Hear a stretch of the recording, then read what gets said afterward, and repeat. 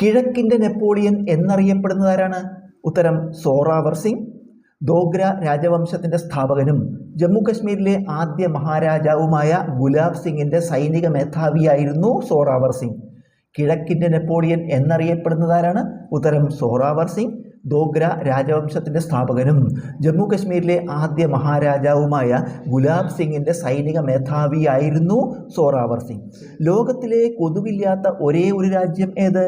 ഉത്തരം ഐസ്ലാൻഡ്. അതിശൈത്യ കാലാവസ്ഥ മൂലം ഈ യൂറോപ്യൻ രാജ്യത്ത് കൊതുക് തീരെയില്ല. ലോകത്തിലെ കൊതുകില്ലാത്ത ഒരേ ഒരു രാജ്യം ഏത്? ഉത്തരം ഐസ്ലാൻഡ്. അതിശൈത്യ കാലാവസ്ഥ മൂലം ഈ യൂറോപ്യൻ രാജ്യത്ത് കൊതുക് തീരെയില്ല. 5500 വർഷത്തെ പഴക്കമുള്ള തേൻ കണ്ടെത്തിയത് ഏതു രാജ്യത്തെ പുരാതന ശ്മശാനത്തിൽ നിന്നാണ്? ഉത്തരം ജോർജിയ.